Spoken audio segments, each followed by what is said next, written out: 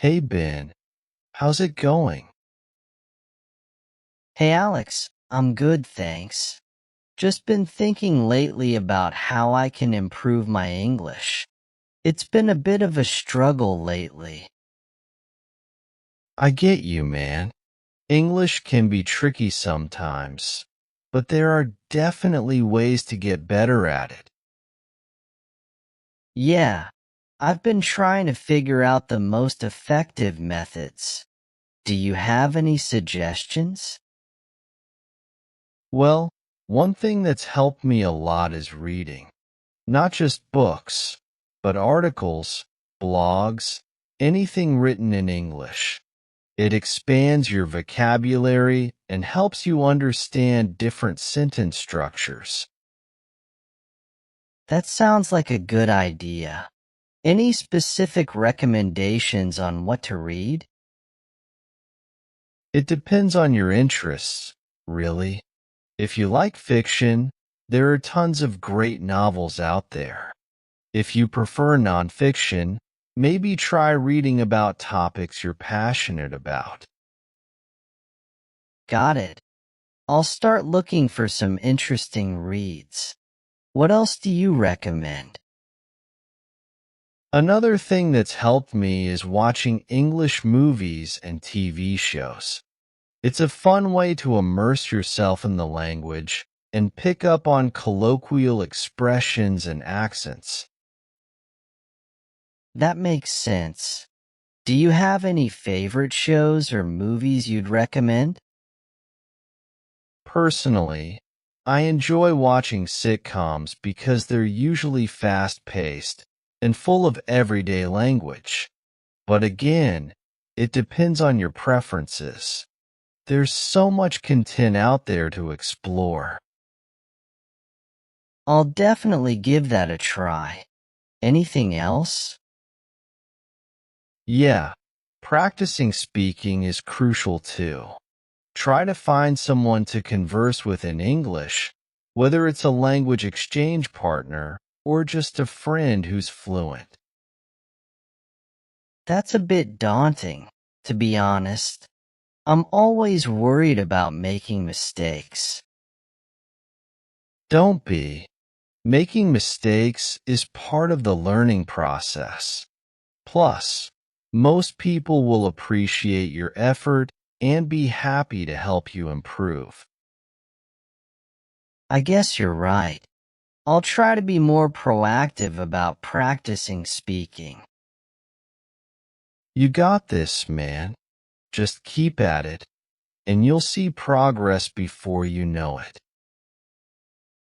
You know, Alex, I've been thinking about traveling abroad to an English-speaking country. Do you think that would help? Absolutely. Immersing yourself in an English-speaking environment can work wonders for your language skills. Plus, it's a great way to experience a new culture and meet people from different backgrounds. That sounds amazing, but I'm a bit nervous about traveling alone. Any tips for making the most out of the experience? Well, first off, don't be afraid to step out of your comfort zone. Embrace the opportunity to interact with locals and practice your English in real-life situations.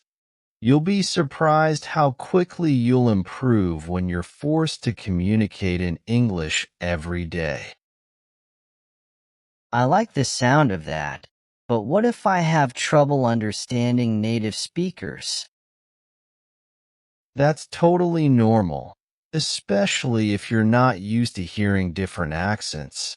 Just remember to be patient with yourself and don't be afraid to ask for clarification if you don't understand something. Most people will be more than happy to repeat themselves or explain things in simpler terms.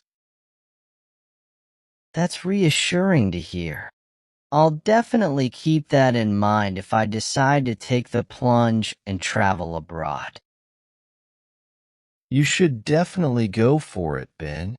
It'll be an adventure of a lifetime, and your English skills will thank you for it. Thanks for the vote of confidence, Alex. I think I just might do it.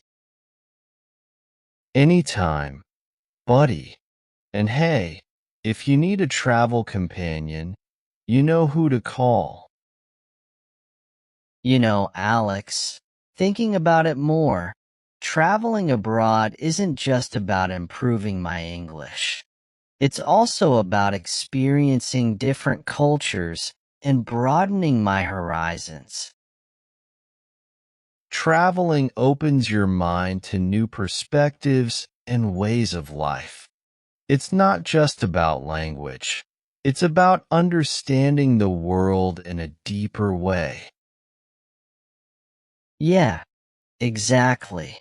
And I've always been fascinated by the idea of immersing myself in a completely different culture.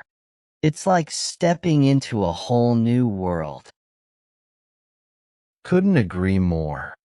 I remember when I traveled to England for the first time. Everything felt so different yet so exciting. The food, the architecture, the people. It was like a dream come true. That sounds incredible. I can only imagine the experiences and memories you must have made. Oh, it was unforgettable. But you know what made it even better? Being able to communicate with locals in their own language. It really added another layer to the whole experience. I can imagine. Speaking of which, did you face any challenges while communicating in English abroad? Oh, definitely. There were times when I struggled to understand certain accents or slang words. But like I mentioned earlier, it's all part of the learning process. The more you expose yourself to different dialects and expressions, the easier it becomes to navigate conversations. That's reassuring to hear. I guess I shouldn't let the fear of making mistakes hold me back from experiencing something as enriching as traveling. Absolutely not, Ben. The best way to learn is by doing, and traveling provides endless opportunities for growth and learning.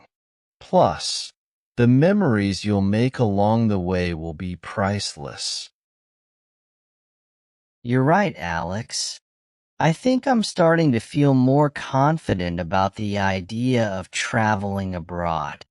It's scary, but it's also incredibly exciting. That's the spirit, Ben. And hey, if you ever need a travel buddy or some tips for your trip, you know I've got your back. Thanks, Alex.